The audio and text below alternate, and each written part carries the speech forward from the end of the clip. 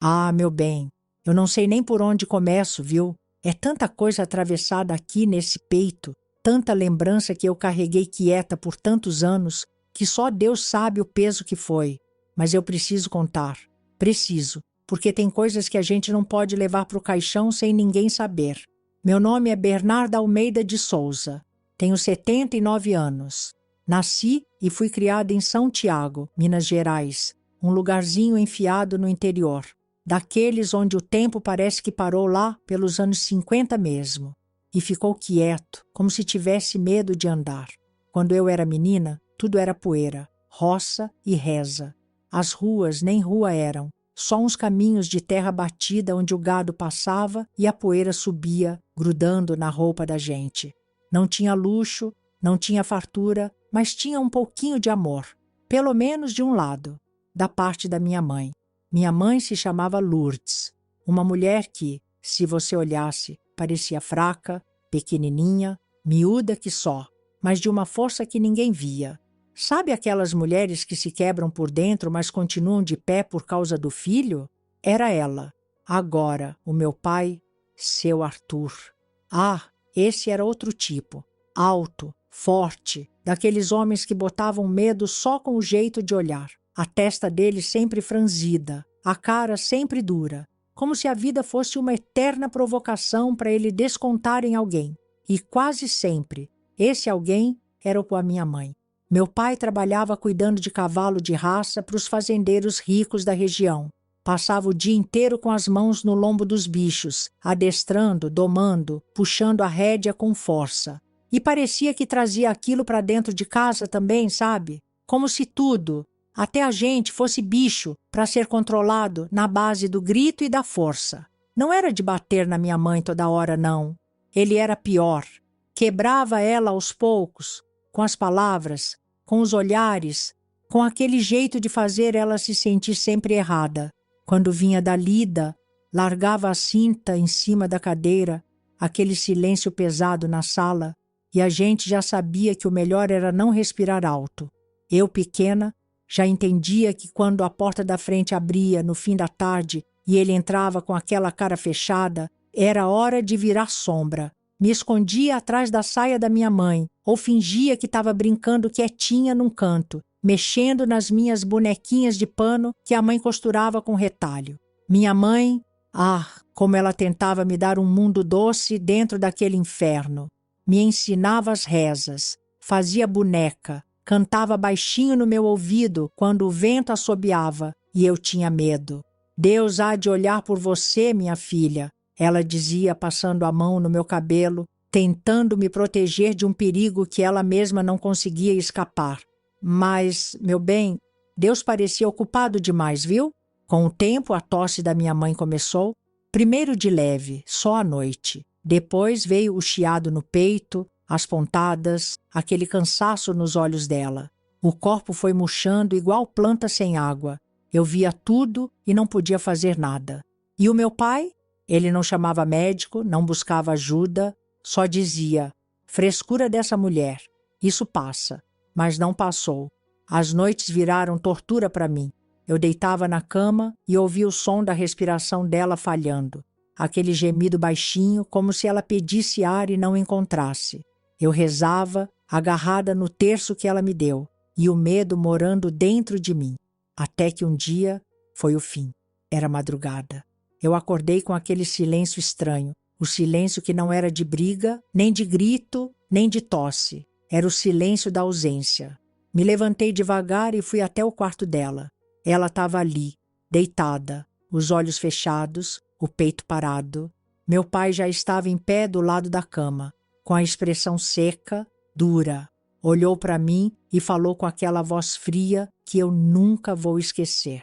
Acabou. Agora é só eu e você, Bernarda. Foi assim que eu perdi minha mãe. Não teve médico, não teve enterro bonito, não teve vizinho prestando condolência. Ele mandou enterrar no mesmo dia, no cantinho do terreno que ficava atrás da casa. Eu lembro de cada pá de terra caindo em cima do caixãozinho simples e meu coração afundando junto. Eu tinha só 7 anos. Daquele dia em diante, o que já era duro ficou muito pior. porque ali eu entendi. Eu estava sozinha. Sem minha mãe para me proteger, eu virei a única coisa que sobrou para ele controlar. E ele gostava de ter controle. Logo depois que enterraram a minha mãe, ele começou a mudar o jeito de falar comigo. No começo era só: Bernarda, vem cá me ajudar no curral. Bernarda, vai dar comida para os cavalos. Mas tinha um jeito no olhar dele que foi ficando diferente. Um jeito que eu, criança ainda, não entendia direito, mas que dava medo. Ele me dizia: agora você vai aprender tudo aqui na roça. Vai ser minha ajudante. Tem que ser forte. E eu, sem opção, ia. Foi aí que começaram as longas tardes no curral. No meio do cheiro forte de bicho, de esterco, do som dos cascos batendo na madeira, eu ajudava a carregar baldes, a limpar os estábulos, a segurar as rédeas quando ele mandava. Mas não era só isso. Quando eu errava, e para uma menina pequena qualquer coisa era motivo de erro, vinha a bronca. Primeiro os gritos, depois os tapas, depois o castigo. Ele começou a me deixar trancada lá no curral à noite, dizendo: para aprender a não ser teimosa, o som dos cavalos respirando, os relinchos na madrugada, o cheiro forte de bicho misturado com meu choro abafado, aquilo virou minha infância.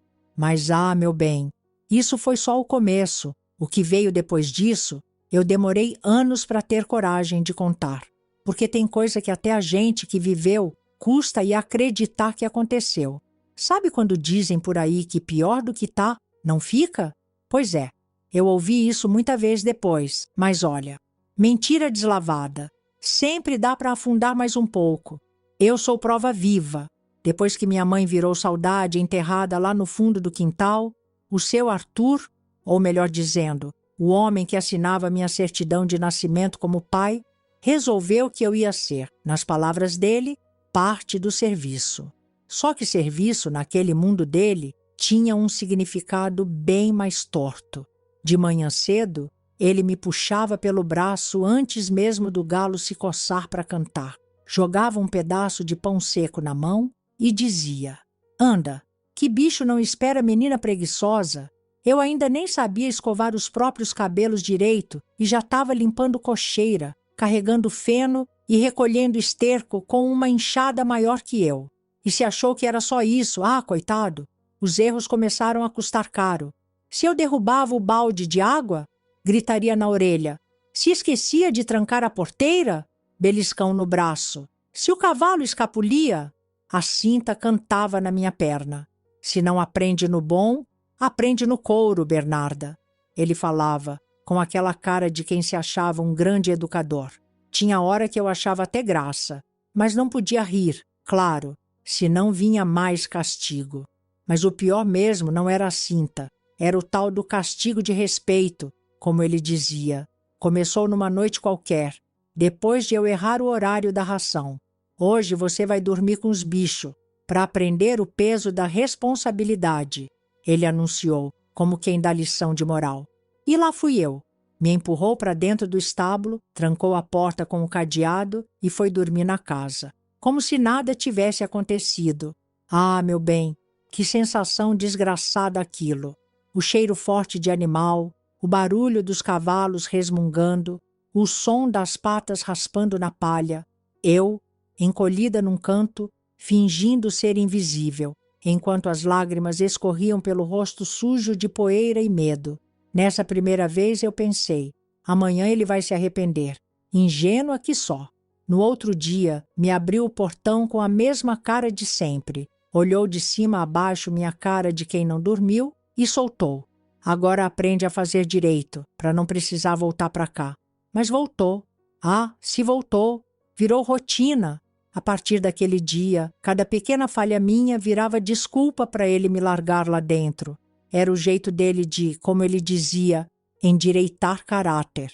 Melhor dormir no meio dos bichos do que virar vagabunda igual muita menina por aí. Sim, porque na cabeça dele era assim que se criava uma mulher direita, com feno no cabelo e cheiro de esterco na pele. Eu só escutava, não respondia. Aprendi rápido que abrir a boca só piorava tudo. E enquanto eu crescia naquele meio, fui aprendendo também a mapear o humor dele. Bastava o jeito que ele batia a porta para eu saber se era dia de apanhar, dia de trabalhar dobrado ou noite de curral. Mas tinha uma coisa que começou a me dar arrepios de um jeito diferente. Era o olhar. Não era mais aquele olhar duro de pai bravo, não. Era um olhar que me media, como quem avalia o peso de um animal na feira. Ele passava a mão na minha cabeça de um jeito que me fazia gelar. Demorava demais para soltar. E falava baixinho. Você tá virando mocinha, Bernarda. Já tá ficando mulher. Ah, meu bem, a frase mais inocente do mundo na boca de outro pai. Na dele dava enjoo. Foi aí que eu entendi. O problema ia ficar maior. O serviço no curral foi virando desculpa para me manter sempre perto dele. Era o tempo todo me chamando para ajudar a ver o gado, cuidar da baia, limpar a sela. Não precisava de ajuda nenhuma, mas eu tinha que ir. E os vizinhos? Ah, aqueles anjinhos de olhos vendados. Bernarda é boa menina. Ajuda o pai no serviço pesado. Tá aprendendo a ser forte. Pois é, aprendendo sim. Mas era outra coisa que eu estava sendo treinada para aguentar. E o pior, meu bem, é que nessas horas a gente percebe que ninguém vai vir. Ninguém. O mundo finge que não vê. Aos 10 anos, eu já carregava calos na mão e medo no peito. Já sabia que chorar só fazia ele mandar repetir o castigo mais vezes. Já fingia indiferença. Engole o choro, menina, ele dizia. Lágrima não dá comida no prato. Como se fosse lágrima que eu quisesse servir na janta. E as noites no curral?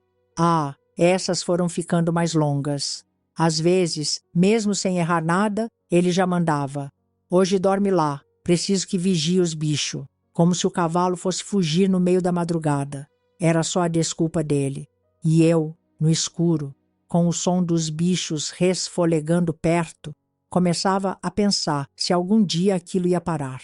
Mas o pior ainda não tinha chegado. Chega uma hora que a gente para até de pedir socorro, sabe? Porque o socorro não vem. Nem gente, nem anjo, nem santo. Só vem ele. Sempre ele. Quando minha mãe morreu, eu perdi o último pedaço de humanidade que tinha naquela casa. Mas o que eu não sabia, naquela época, era que aquilo não era nem o começo da ruína. O pior estava só esperando eu crescer mais um tiquinho. Até ali, eu era só a menina que apanhava, que limpava a cocheira, que carregava os baldes, apanhava de cinta, de palavra, de olho feio. Isso, no fim das contas, era o menos pior que a vida me reservou. Porque um dia o velho resolveu que não era mais só o couro da minha mão que ele queria endurecer. Era outra coisa. Começou a me chamar para dentro do galpão quando o sol já tinha virado as costas. Sempre na hora que a vila já estava quieta, que os vizinhos já tinham fechado as portas. Vem cá, Bernarda. O pai vai te ensinar umas coisas da lida. Não tinha mais cavalo nenhum para alimentar naquela hora. E eu já sabia disso. Lá dentro, o cheiro de bicho misturado com aquele suor velho que grudava na pele dele. A luz fraca da lamparina tremendo, feito minha perna querendo correr, ele vinha com aquele jeito manso de bote. Sentava perto, tocava meu cabelo. Você puxou muito a sua mãe. Bonita, feita para agradar. Eu queria vomitar quando ele falava isso. As mãos desciam do cabelo para o ombro. Do ombro, iam escorregando, demoradas.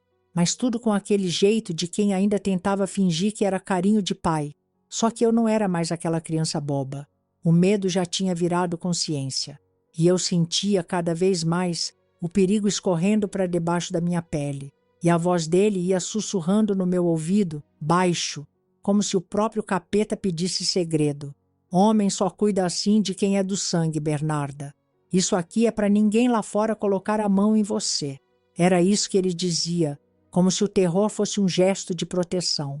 Mas aquilo era só o início. Começou a inventar que eu não podia mais usar as roupas largas da lida.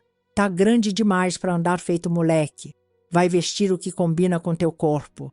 Me fez usar uns vestidos apertados, uns tecidos que grudavam no corpo de propósito. Tudo ele mesmo comprava. Eu não tinha escolha. E se tentasse argumentar, ele vinha com aquele sermão venenoso. Se não for do jeito que eu mando, você vai ver o que é castigo. E eu já sabia que os castigos dele não eram só com vara. Aos poucos ele passou a controlar até o jeito que eu andava dentro da casa. Se eu andasse curvada, tentando esconder o corpo que estava virando de menina para moça, ele puxava meu queixo com força. Anda erguida, não tem que se esconder de mim. Os olhos dele viraram navalha me cortando todo dia. Me comia com o olhar, sem o menor pudor de disfarçar. As noites dentro do curral viraram armadilha. Ele não precisava mais de desculpa para me jogar lá. Era o palco dele agora. Às vezes, ele ficava parado, só me observando de longe, no escuro, como se estivesse avaliando o próprio gado. Sabe por que o cavalo obedece, Bernarda? Porque sabe quem manda. Mulher também aprende. Quando ele dizia essas coisas, o estômago virava do avesso. E a pior parte? Não era o toque, nem o cheiro de suor velho, nem o medo. Era saber que eu já não era gente para ele. Eu era coisa. Propriedade. O primeiro teste de verdade veio numa noite de chuva. Sempre na chuva. Relâmpago rachando o céu. Ele entrou no curral com aquele olhar de sempre. Mas dessa vez trouxe junto uma garrafa de cachaça e uma cadeira. Sentou, tomou 2 goles e começou a falar, devagar. Hoje você vai provar para o pai que sabe obedecer em tudo. Me mandou ajoelhar na frente dele, dizendo que ia me ensinar a ser mulher de verdade. O que ele queria ensinar, você já entendeu. Eu ainda tentava manter os olhos baixos, as mãos juntas, tremendo. Mas tremendo de raiva já, não era só medo. Quando hesitei, ele segurou meu cabelo com força e falou baixo, mas com o veneno escorrendo. Não tenta bancar a rebelde. Aqui quem manda sou eu. Se abrir essa boca lá fora, quem some não sou eu não, Bernarda. É você. Essa foi a primeira ameaça de sumiço. A primeira de muitas. O que ele fez ali, naquela noite, eu carrego engasgado na garganta até hoje. E não vou descrever aqui. Não precisa. Você já entendeu, meu bem. Só te digo que naquela hora eu morri. Só esqueceram de me enterrar. A partir daí, ele deixou de lado qualquer disfarce de pai protetor. Passou a me usar como queria, na hora que queria. E eu já nem era mais eu. Era só medo andando. Mas uma fagulha lá dentro começou a nascer. Uma vontade de fugir, de sumir. Mas o problema é, fugir para onde? Como? Com o quê? Quando a gente está vivendo dentro da boca do lobo, qualquer frestinha de luz parece saída. Eu já estava morta por dentro fazia tempo. Só restava o corpo andando por obrigação. Mas, mesmo nesse buraco, o tal do instinto de sobreviver ainda dá umas piscadas. Foi numa manhã qualquer, enquanto ele saiu para a feira. Eu tinha limpado o galpão mais cedo, e por um instante, um só, me deu aquele estalo. Se eu sair correndo agora, talvez eu consiga sumir. As pernas tremiam só de pensar. Mas era aquilo, ou seguir sendo o objeto dele.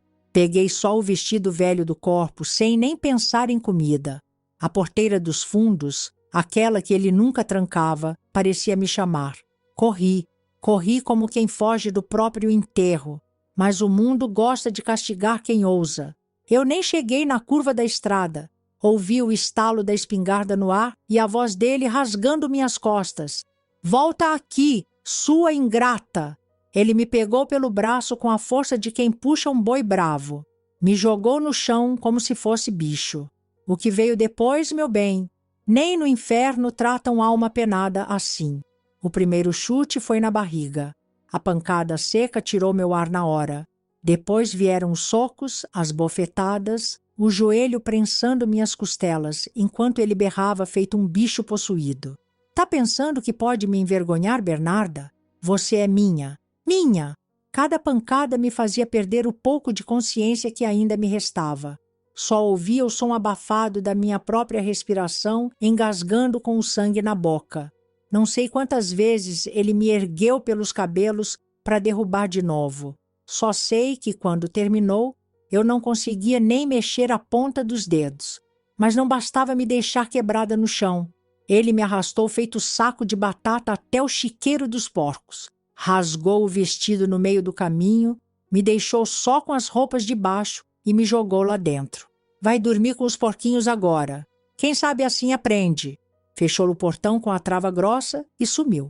Eu fiquei ali, no meio da lama, das moscas, dos grunhidos dos bichos que nem sabiam o que fazer com minha presença. A dor era tanta que até chorar virou luxo. O cheiro da sujeira grudou na minha pele como marca de vergonha. A cada movimento era como se as costelas estivessem soltas por dentro.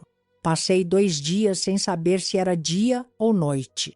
Só o calor da pele dos porcos me aquecia de vez em quando. Nem água ele me deu direito. Quando finalmente abriu o cadeado, eu nem tinha forças para levantar. Ele olhou de cima com aquele desprezo nojento. Viu no que dá a ser desobediente? Da próxima não vai nem sair viva. Arrastou meu corpo de volta para casa, me jogou na esteira do chão e foi embora, como se eu fosse só mais uma ferramenta que ele usou e largou. Demorei dias para conseguir mexer as pernas direito.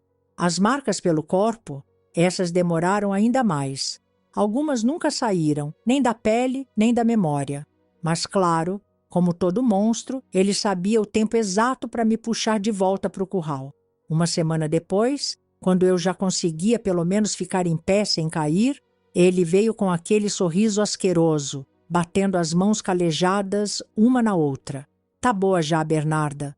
Agora vem, que tem serviço nos cavalos.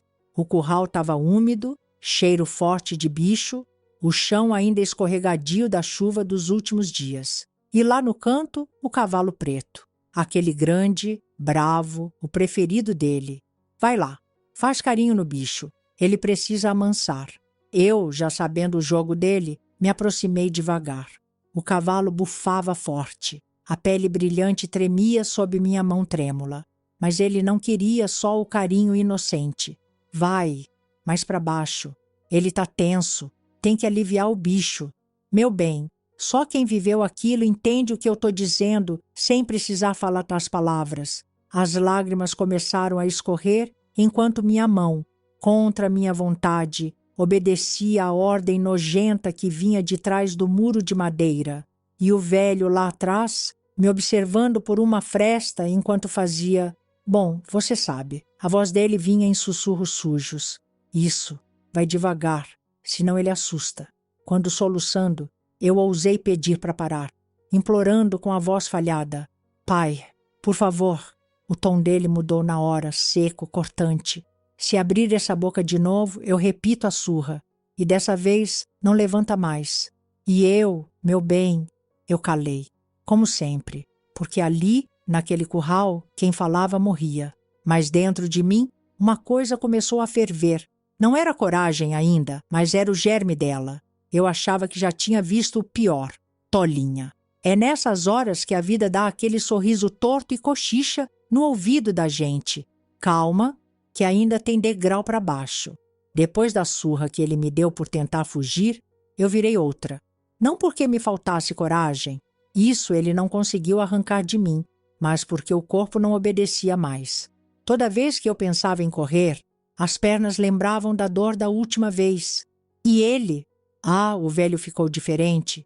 Agora ele chorava. Chorava feito viúva desesperada. Só que a viúva na cabeça dele era eu. Tua mãe me deixou sozinho, dizia, já com a voz grossa de pinga e os olhos vermelhos. Ela se foi e só sobrou você para eu cuidar, para eu amar. Cada vez que soltava essas palavras, as mãos dele iam se aproximando. Primeiro no meu ombro, depois na cintura. Sempre arrastando o toque como se passasse a mão numa égua de estimação.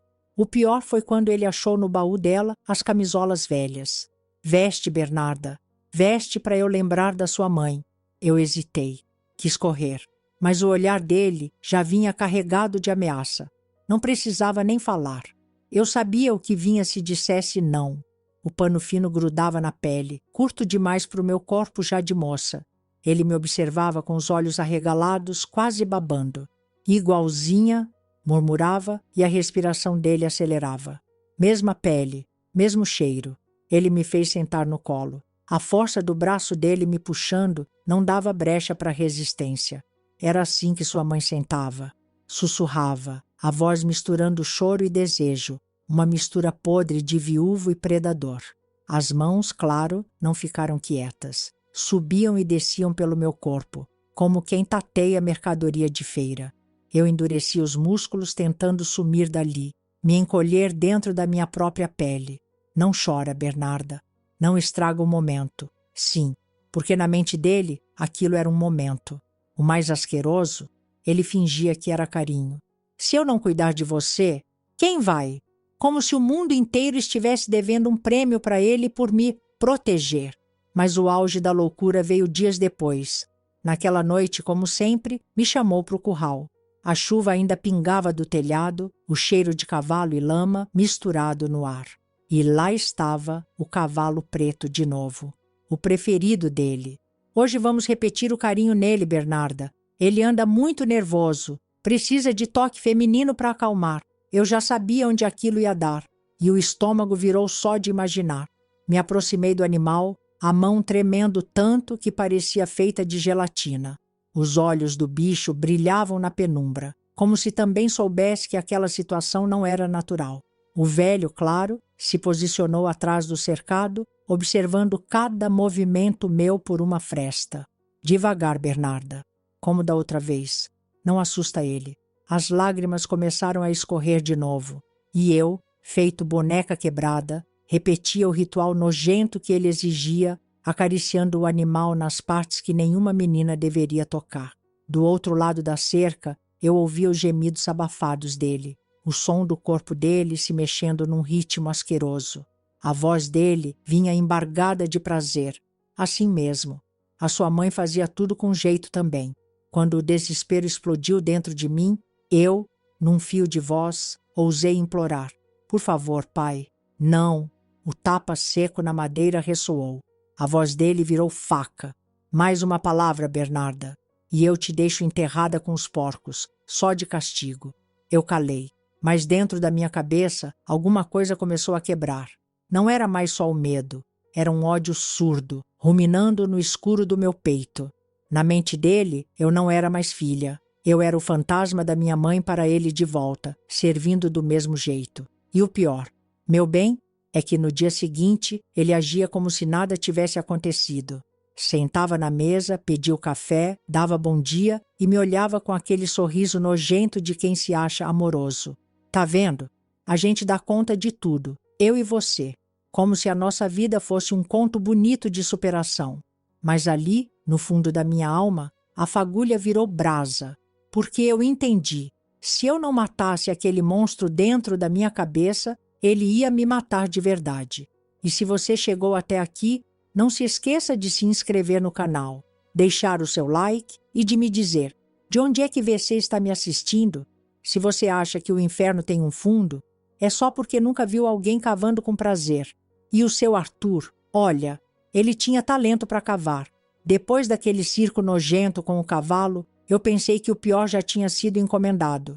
Ledo engano, porque quando um homem se sente dono, ele não sossega enquanto não transforma tudo em cativeiro. Até o ar que eu respirava passou a ser controlado. Agora não era mais só o curral, nem só o chiqueiro, nem só os castigos físicos. Ele queria a minha alma, queria prender até meus pensamentos. Começou a trancar a casa por dentro. Trocou o trinco da porta. Quando saía, levava a chave na cintura. Mulher, não tem que andar perambulando por aí. Já basta o que tem aqui dentro. E me olhava de cima a baixo, como quem checa a mercadoria guardada na despensa. Os dias viraram um deserto. Levantava, fazia a comida dele, limpava o que ele mandava e me recolhia ao silêncio. Era melhor calar.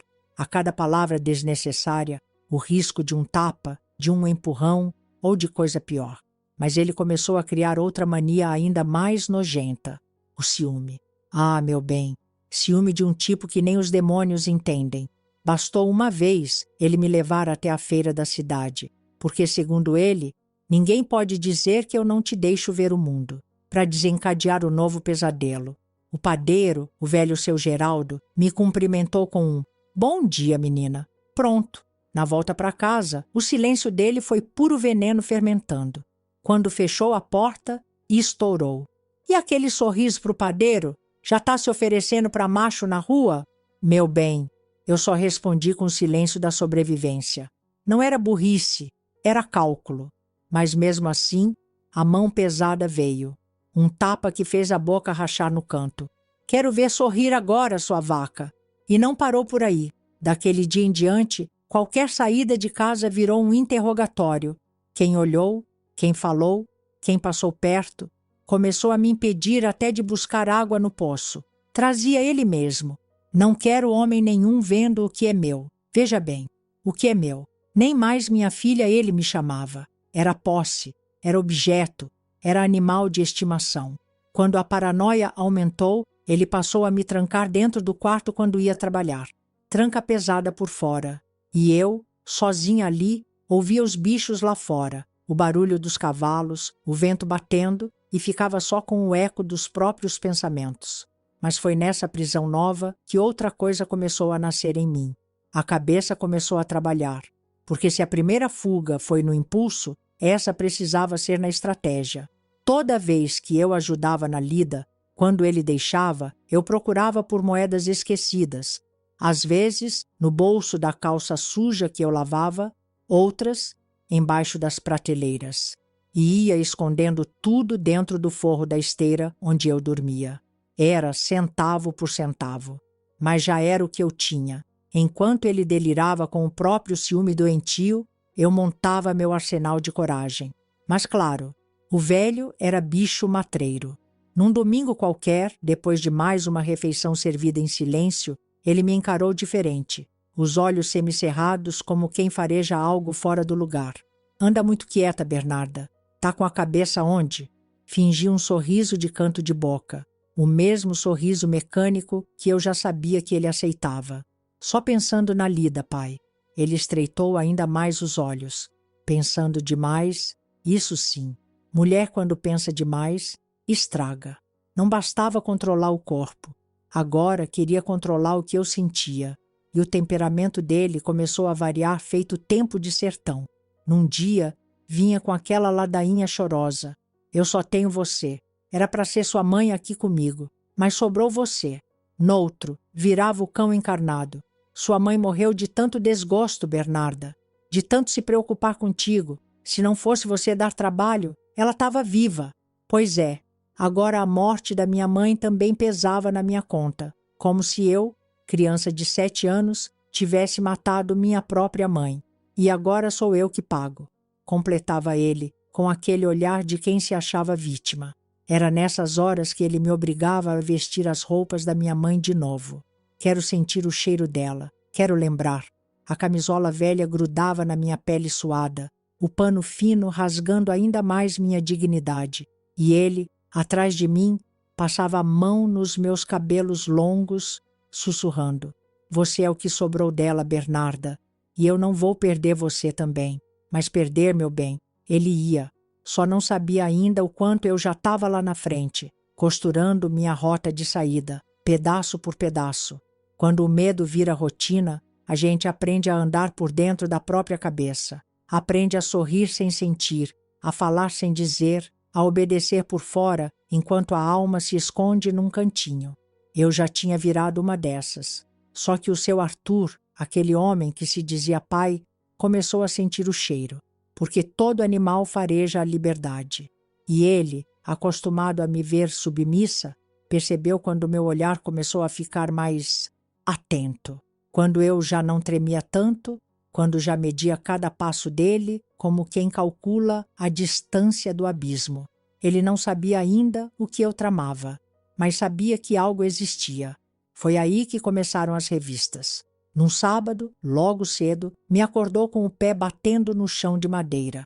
Levanta, me ergui sem entender. Ou fingi não entender, que era o mais seguro. O que está acontecendo, pai?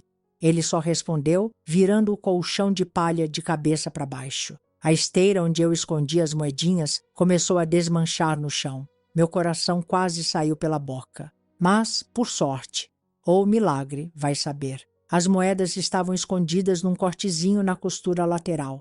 Ainda, ele revirou tudo. Sacudiu roupa, jogou minhas anáguas no chão e esparramou o pouco que eu tinha. Eu sinto quando estão me enganando, Bernarda. Fiquei quieta.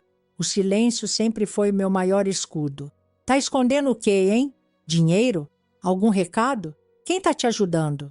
Aquelas acusações doidas batiam em mim feito chuva em telhado de zinco, barulhentas, mas eu já tinha aprendido a não deixar vazar pela rachadura. Ele não achou nada, não naquele dia, mas a partir dali passou a vigiar tudo, tudo. Me acompanhava até a cozinha, ficava na porta quando eu ia buscar lenha, observava até meu jeito de respirar. À noite, o quarto passou a ser trancado por fora. É pro seu bem, dizia ele com aquele ar fingido de quem acredita na própria mentira. Assim você não inventa moda. Mas moda era o que eu inventava na cabeça. Cada canto daquela casa virou esconderijo. Cada objeto, uma oportunidade. Troquei o esconderijo das moedas. Arranquei um pedaço do assoalho frouxo e fui enfiando o pouco que juntava ali. Ele não imaginava que a própria podridão da casa serviria contra ele. Mas claro que a paranoia dele não ficava satisfeita fácil. Começou a me interrogar do nada. Tá pensando em quem quando fica calada? Quem anda conversando com você na feira? Tá pensando em me deixar, não tá? Meu bem, a vontade de responder era grande, mas eu já tinha aprendido que resposta ali era isca para surra. Só abaixavam a cabeça, fazia aquela cara mansa de filha obediente e fingia não existir. Mas a coisa foi piorando. Ele começou a sonhar acordado, falando da minha mãe enquanto me encarava. Sua mãe também tinha esse olhar, Bernarda. Só me olhava assim quando pensava em me trair. Agora, além de tudo, eu herdara até as traições que nunca existiram. Os surtos dele foram ficando mais frequentes. Às vezes, passava da raiva para o choro em segundos. Eu te amo, Bernarda. Eu cuido de você melhor do que qualquer um. Se eu perder você, eu não aguento. Era nesse momento que ele me puxava para sentar perto, forçando aquele contato nojento que ele chamava de afeto de pai. As mãos já nem tentavam disfarçar mais onde passavam. O cheiro de pinga e suor invadia minha pele. E eu, imóvel, deixava o corpo desligar. Aprendi a sair de mim. A mente ia para longe, enquanto o corpo virava boneca sem alma. Mas por dentro, meu bem, eu contava os dias. Cada moeda guardada era um passo. Cada noite sobrevivida, um avanço. Só que o velho começou a querer mais. Inventou de me fazer acompanhar ele até a cidade vizinha. Disse que ia vender umas cabeças de gado. Eu fui, claro. Não podia recusar. Mas na viagem, percebeu um rapaz da venda olhando de longe. Foi o suficiente. Quando voltamos, o inferno foi completo. Eu vi aquele moleque te olhando, Bernarda. Tá querendo homem, é? Tá se oferecendo? Veio o primeiro soco, depois o empurrão. Caí no chão da sala, a cabeça rodando. Vai virar mulher da rua agora? Vai? Eu me encolhia feito bicho encurralado, as lágrimas misturadas com o gosto do sangue na boca. Ele agarrou meu cabelo e berrou na minha cara. Se eu descobrir que anda tramando alguma coisa, eu juro que não sobra nem pedaço teu para enterrar. E jogou meu corpo no canto como quem descarta saco vazio. Mas, meu bem, quanto mais ele batia, mais meu ódio crescia. Porque medo eu já tinha. Agora o que me movia era vingança. O problema de tentar sobreviver é que a gente vai ficando bom demais na arte de se iludir. Acredita que pode enganar um monstro com pequenos truques. Mas monstro, meu bem, tem faro. E o velho tinha o faro mais desgraçado que eu já vi.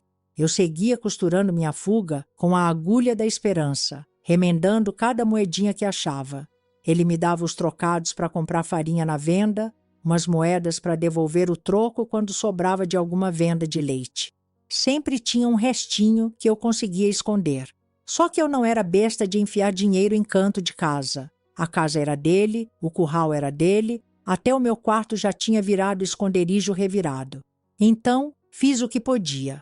Costurei as moedas dentro do próprio vestido.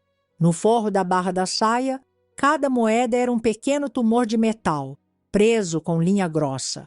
Um peso disfarçado. Durante semanas, eu carreguei meu pequeno banco ambulante, enquanto ele nem desconfiava. Mas um dia, o azar bateu à porta, como sempre bate. Era fim de tarde, ele chegou alterado, os olhos injetados, a cara carregada de quem já vinha com a peste na alma. Tira esse vestido, Bernarda. Congelou minha espinha. Não era o normal dele pedir para eu trocar de roupa sem motivo. Agora anda. Quero ver. Engoli seco. Fui para o quarto, as mãos tremendo, tentando tirar devagar, mas ele já vinha atrás, impaciente. Quando ele pegou a barra da saia e sentiu o peso esquisito, o diabo acordou. Virou o forro, passou os dedos grossos e duros pelas costuras e ouviu o primeiro estalo metálico bater no chão, a moeda rolando. Os olhos dele ficaram pequenos, perigosos. O que é isso aqui? É moeda que eu costurei para não perder, pai. A desculpa saiu podre da minha boca, eu sabia. Ele não respondeu. Só tirou o cinto da cintura devagar, como quem afia a faca. Então você anda juntando dinheiro nas costas do seu pai, é? Preparando fuga de novo? Meu bem, o que veio depois não foi surra, foi carnificina. O couro da cinta cantou na minha pele até a carne abrir. Os gritos se misturaram com o som abafado do choro, enquanto ele gritava feito bicho descontrolado. Quer sumir? Pois eu sumo com você antes, desgraçada. Quando o braço cansou de bater, me arrastou pelos cabelos até o curral. Vai para o lugar de onde nunca devia ter saído. Me jogou de novo no chiqueiro, só com as roupas de baixo, na lama, no meio dos porcos. Aqui é teu lugar, Bernarda, entre os bichos. O cheiro da sujeira, o frio da terra úmida, o zumbido das moscas rondando a minha cabeça latejante, tudo aquilo virou minha cama por dias. Não dava comida. Jogava só um prato com restos de lavagem. Água? Quando lembrava. O corpo começou a ceder, a febre veio, os olhos pesavam, eu via as nuvens passando, os grunhidos dos porcos eram minha única companhia. Mas o velho não tinha acabado. Quando me tirou dali, alguns dias depois, o rosto dele estava ainda mais deformado.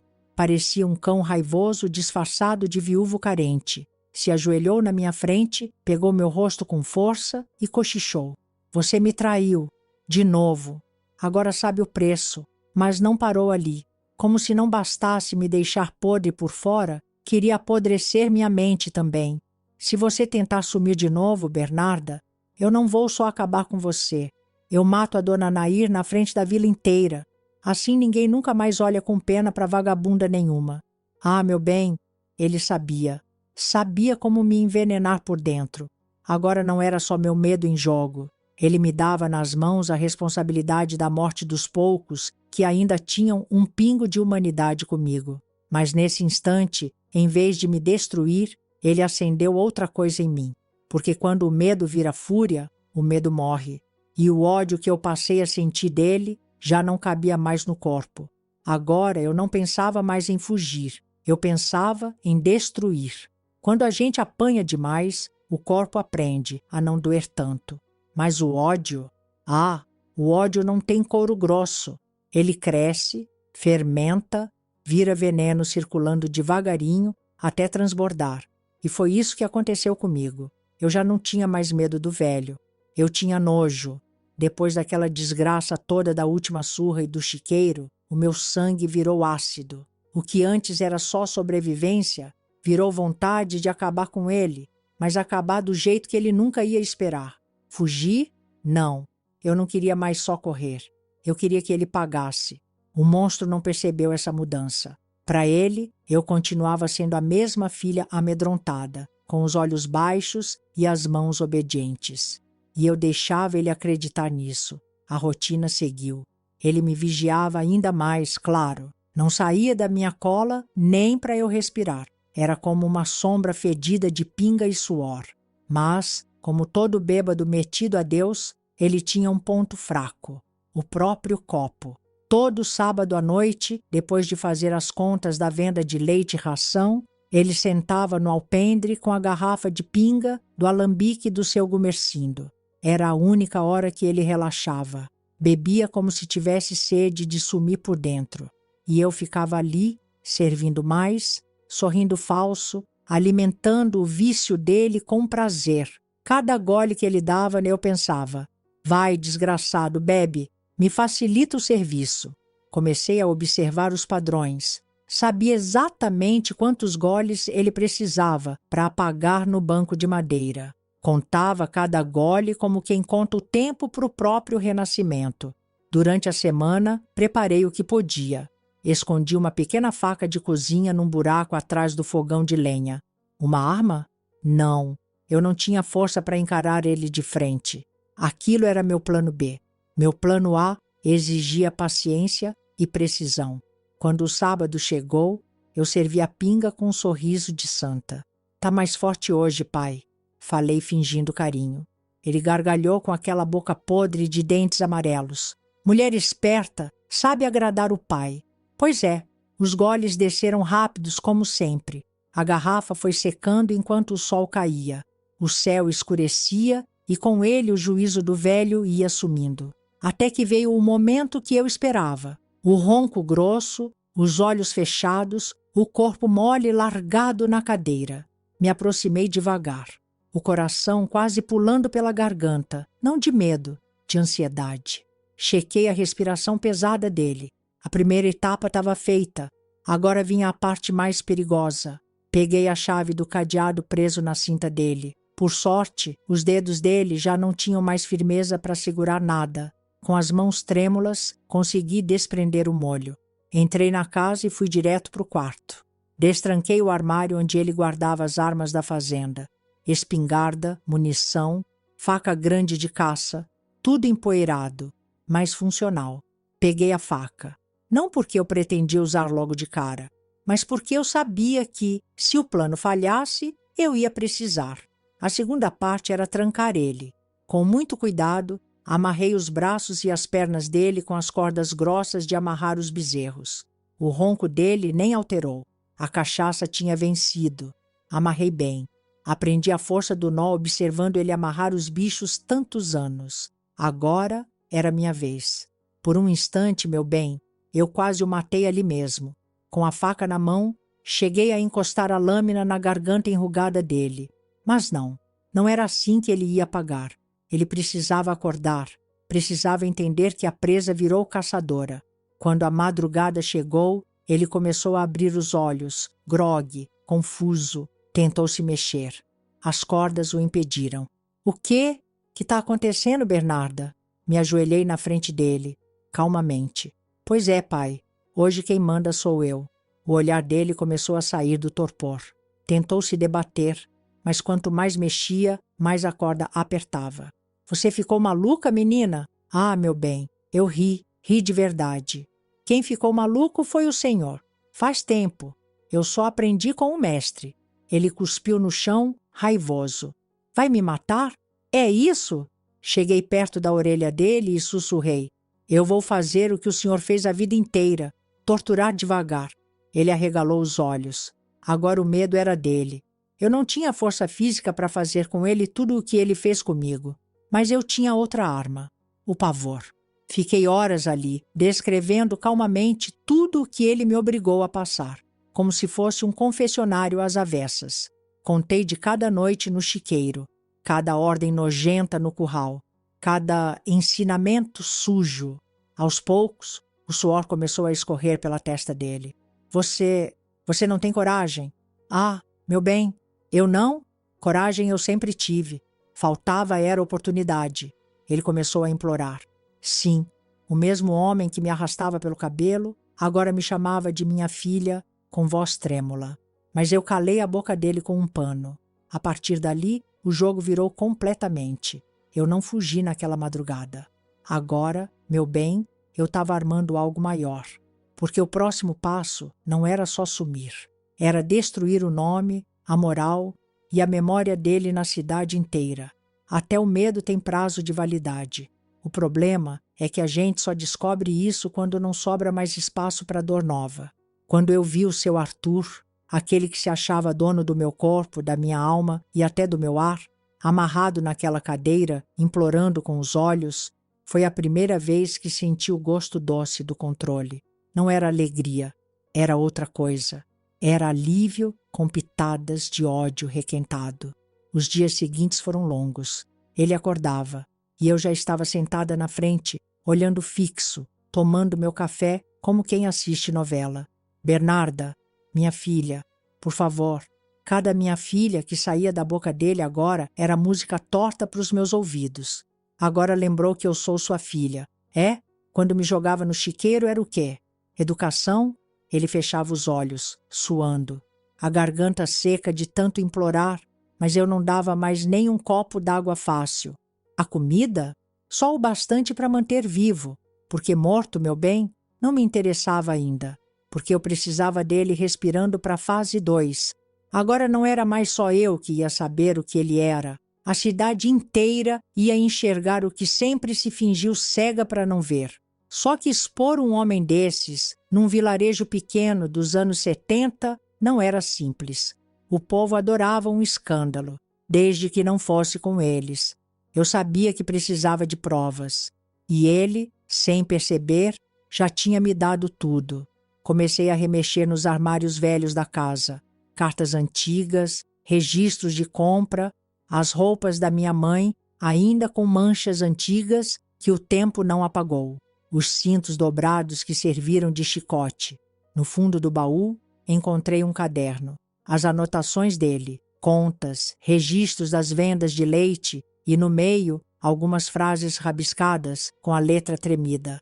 Bernarda cresceu, igual Lourdes. Linda, minha. Ali estava a confissão escancarada, mesmo sem ele perceber na época o que estava escrevendo. Mas eu precisava de testemunhas. Quem? Ah, meu bem, Dona Nair, a vizinha que sempre me olhou com aquele pesar silencioso. Aquela mulher sabia. Não porque eu tivesse contado, mas porque mãe reconhece dor de outra mãe. Esperei o momento certo. Num fim de tarde, enquanto o velho dormia amarrado no galpão, fui até a casa dela. Dona Nair, eu preciso que a senhora me ouça e me ajude. Os olhos dela se encheram d'água antes mesmo de eu abrir a boca. Ela já sabia o que vinha, só não sabia o tamanho. Contei tudo, sem floreio, sem poupar detalhes, só o que precisava para ela entender o inferno que eu tinha vivido. Mostrei o caderno, as marcas, as cicatrizes que o vestido não cobria. Eu sabia, minha filha, sempre soube, mas não podia, não tinha prova, não tinha força. Agora tinha. Com a ajuda dela, fomos atrás de mais gente. A parteira que me conheceu criança, o padeiro que viu meus machucados escondidos, até o moço da venda, que uma vez quase apanhou só por ter me cumprimentado. O quebra-cabeça começou a ser montado. Claro que na vila o falatório começou. Gente que nunca se meteu, agora cochichava. Uns com indignação real, outros só com sede de fofoca. O velho, ainda preso, começou a perceber. Quando ouviu o primeiro burburinho vindo da rua, entrou em pânico. Bernarda, pelo amor de Deus, não faz isso comigo. Ah, meu bem. Não? Por quê? Vai manchar sua honra? Sua imagem de bom pai? Ele começou a tremer, choramingando feito menino que perdeu o brinquedo. Eu sou seu pai, Bernarda. Seu sangue. Cheguei perto com um sorriso que ele nunca esperou ver. Pois é, e por ser meu pai, é que sua desgraça vai ser pública. Os dias seguintes foram um circo. As vizinhas vinham inventar desculpa para passar na frente da casa, fingindo buscar lenha, só para tentar espiar pela janela. Parece que o seu Arthur está doente, né, Bernarda? Diziam, hipócritas, tentando arrancar informação. Eu sorria, educada. É, tá em recuperação. Logo vai receber visita. E ia mesmo, porque o próximo passo seria chamar o delegado da cidade. Não era um homem bom, mas era homem que adorava aparecer como herói. E expor um monstro desses seria ótimo para o prestígio dele. Quando o delegado chegou, acompanhado de 2 guardas e da parteira, o velho já não tinha mais cor no rosto. A primeira coisa que fez foi tentar bancar o coitado. Ela me enlouqueceu, seu delegado. Inventou tudo isso. Tá querendo me destruir. Mas as provas já estavam todas empilhadas. As moedas costuradas, as marcas no corpo, o caderno com os escritos, os testemunhos. O delegado olhou para ele com aquele ar fingido de justiça. Seu Arthur, o senhor vai ter muito o que explicar lá na capital. Quando o tiraram da casa, algemado, o povo da vila assistiu em silêncio. Eu só observei, de pé, com o rosto erguido, o gosto da vingança preenchendo cada veia. Agora, meu bem, eu não era mais prisioneira. Ah, meu bem, muita gente pensa que o fim da dor chega quando o carrasco é algemado. Ingênuos. O inferno verdadeiro começa no silêncio que sobra depois. O dia que levaram o seu Arthur preso foi o primeiro em anos que eu respirei sem medo, sem ele rondando, sem as mãos sujas dele me tocando, sem a ameaça constante de virar carniça de porco. Mas o povo da vila é outra raça de criatura. Enquanto ele apodrecia na cadeia da capital, eu virei o novo prato do dia na boca de quem sempre fingiu não ver nada. Agora viam. E como viam? No primeiro domingo na igreja, eu percebi o que me esperava. As velhas que antes sorriram de canto, agora desviavam o olhar. Algumas nem disfarçavam. Cruzavam os braços e cochichavam com a vizinha do lado. Coitada! Mas também criar uma filha para trair o próprio pai desse jeito. Trair? Eu? Ah, meu bem, o povo adora defender o opressor quando ele cai. Os homens da vila, aqueles que sempre cumprimentaram o velho com respeito de grande trabalhador, agora cochichavam. Mas será que é tudo verdade mesmo? Claro, porque um pai abusador ainda tem o direito da dúvida, mas uma menina torturada por anos é, no máximo, história mal contada. Teve quem jurasse que eu inventei tudo para roubar a casa. Teve quem espalhou que eu estava de olho no dinheiro da venda de gado. Sempre foi ambiciosa, desde pequena, como se eu, com 10 anos, já planejasse o meu próprio cativeiro para garantir herança de porco e esterco. Mas não foram todos, não. Dona Nair se manteve firme. A parteira também. E uns poucos que tinham vergonha na cara ficavam ao meu lado. Mas o barulho de 20 fofoqueiros sempre abafa o sussurro de meia dúzia de justos. Eu andava pela vila como quem pisa em campo minado.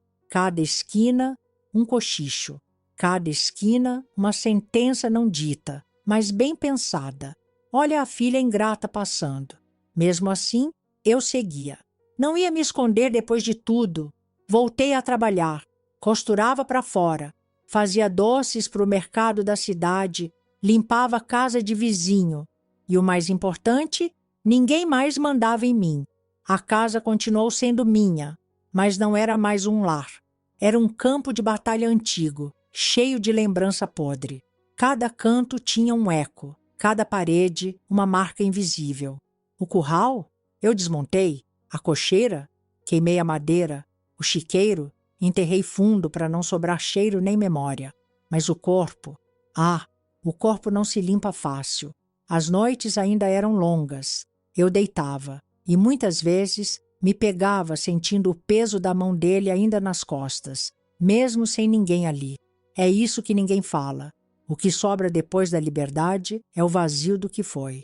As cartas da capital começaram a chegar. O advogado público que cuidava do caso mandava notícias. Seu pai continua preso, audiência marcada, mas eu já nem queria saber. Ele apodrecer preso não me devolvia o que tirou. Só que o julgamento se tornou um evento. A cidade virou palco. Uns torciam por justiça, outros por espetáculo. E, claro, tinha os que torciam para o coitadinho sair livre. Afinal, era só um pai severo, né? Ah, se as pessoas entendessem o que é severidade e o que é perversão. No tribunal, o velho tentou de tudo. Mentiu, chorou, se fez de doente. Eu estava doente da cabeça meritíssimo, fui vítima de solidão, da perda da minha esposa, como se a saudade da minha mãe justificasse anos de tortura na filha. Mas as provas eram pesadas demais, os testemunhos fortes. Até o delegado, aquele pavão que adorava aparecer, se armou de moral e fez o discurso inflamado na frente do juiz. O que esse homem fez não é de pai, é de monstro. No fim, a sentença veio. Condenado. Não por tudo, porque, meu bem, naquela época nem tudo o que ele fez tinha nome bonito nos livros de lei, mas por suficiente para morrer trancado. A vila se dividiu. Alguns ficaram em silêncio. Outros me olharam com aquele desprezo mudo de quem achava que eu devia ter sofrido quieta. Mas eu não precisava mais da aprovação deles. Eu só precisava respirar. E eu respirava, mesmo com o peso, mesmo com as memórias, porque o que eu tirei de cima do meu corpo ninguém nunca mais ia devolver, mas pelo menos agora eu carregava o peso de pé.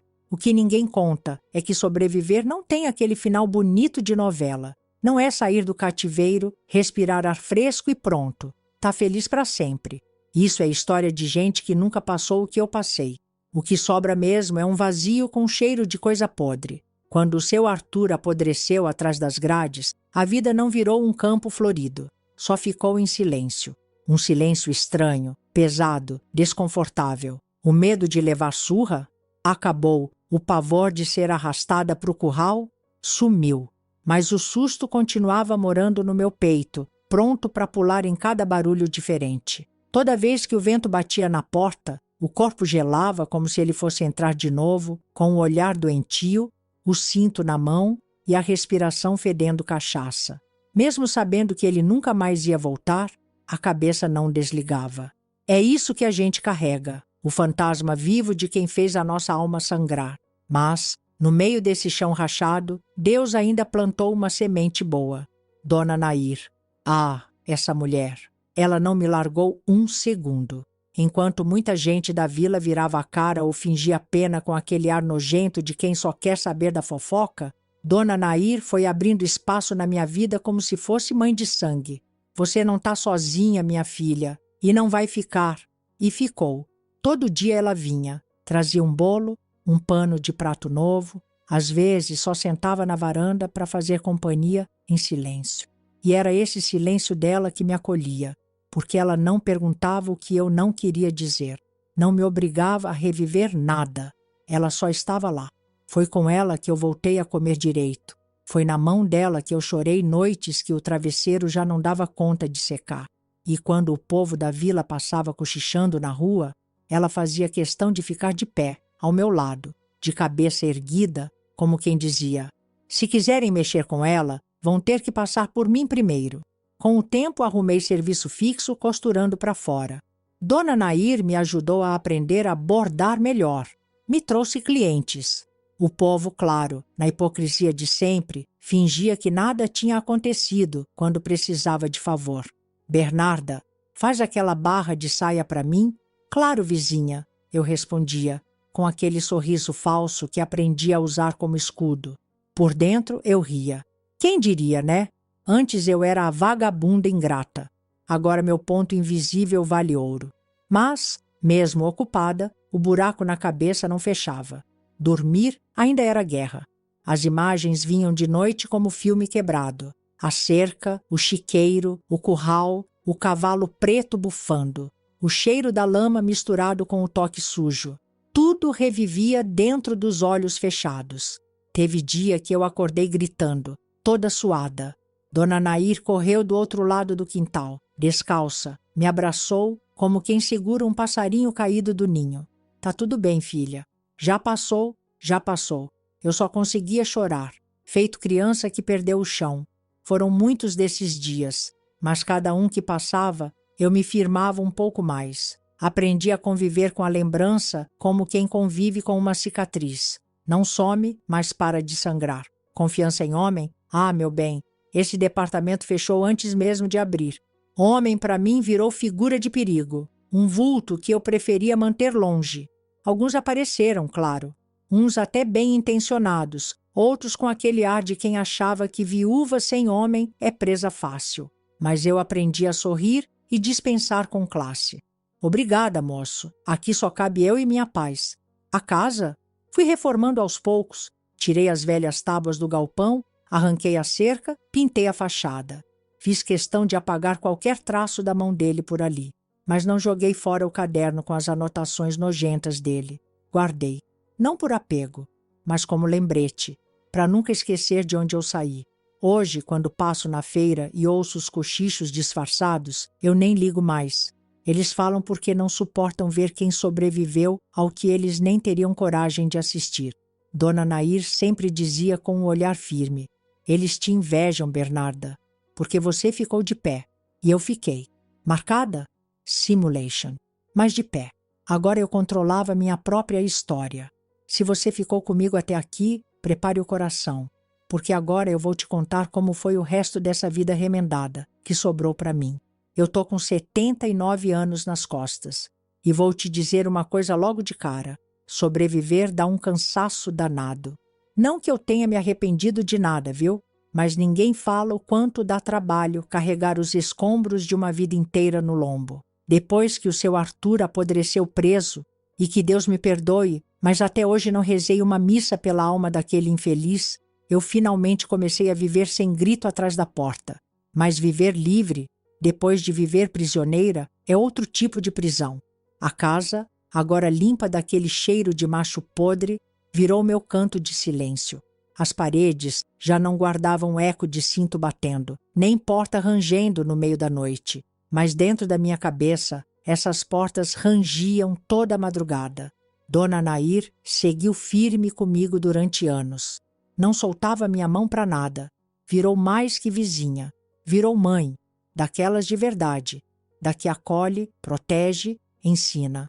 Foi ela quem me ensinou a fazer crochê quando as mãos tremiam demais para costurar. Foi ela que me ensinou a cozinhar doce de leite no ponto certo, quando a cabeça teimava em fugir para os cantos escuros.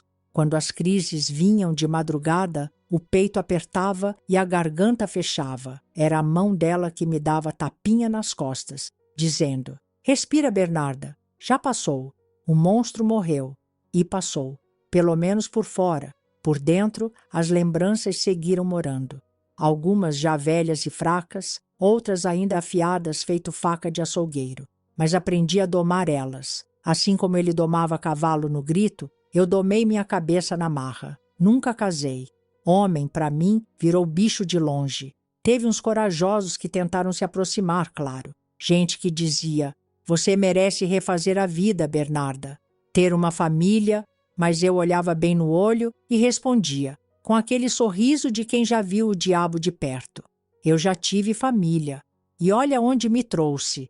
Preferi minha solidão arrumadinha, com o fogão de lenha quente, a casa cheirosa de pão assando e o som da rádio AM no volume baixo. Minha vida virou rotina simples. Costura, doces, um dinheirinho que dava para viver sem pedir favor.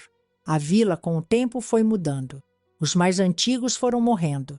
Os fofoqueiros envelheceram e ficaram surdos demais para cochichar. Os netos deles, que ouviram a história distorcida, cresceram com respeito meio torto por mim.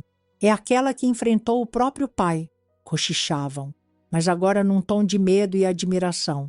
Ah, meu bem, no fundo eles tinham medo de uma mulher que não quebrou. Dona Nair me acompanhou até onde o corpo dela a aguentou. Quando ficou doente, fui eu quem cuidou dela. As posições se inverteram, mas o amor não. Agora sou eu quem segura tua mão, minha velha, eu dizia enquanto passava pano úmido na testa suada dela. Ela partiu numa tarde serena, deitada na cama, com aquele sorriso calmo. Foi a única morte que doeu sem rancor. Depois que ela foi, a casa ficou ainda mais vazia, mas eu já sabia lidar com o vazio. Já éramos velhas conhecidas, eu e a solidão. O caso do meu pai? Nunca mais falei disso para ninguém. O julgamento ficou registrado naqueles arquivos mofados da capital, que ninguém lê. Os poucos que ainda lembravam do escândalo preferiam não comentar. A cidade sempre teve medo de histórias sujas demais. Só eu carreguei as páginas inteiras desse livro na memória. E agora, aqui, com você ouvindo, é que eu resolvi abrir esse baú pesado de uma vez. Não para buscar pena, viu? Disso eu nunca precisei. Mas porque tem coisa que a gente não pode morrer levando na garganta. Eu quero que o mundo saiba o quanto o ser humano é capaz de ser cruel, mesmo vestindo a pele de pai, de marido, de vizinho respeitável. E também quero que saibam que a gente pode sair vivo do inferno. Não ileso, não inteiro, mas vivo. Hoje eu caminho devagar. As pernas já não têm a força de antigamente, mas minha cabeça, essa segue firme, sarcástica, afiada. Quando as moças novas me pedem conselho, eu digo: escolham bem quem vocês deixam chegar perto. Monstro não nasce com chifre. Às vezes vem de paletó ou de bigode bem aparado. Eu falo com riso, mas com o peito cheio de verdade. Porque eu sei. E se você, meu bem, ficou até o fim dessa história, só te peço uma coisa. Não feche os olhos para as Bernarda que andam por aí, porque tem muitas. Muitas mesmo. A diferença é que nem todas têm quem segure a mão, como Dona Nair segurou a minha.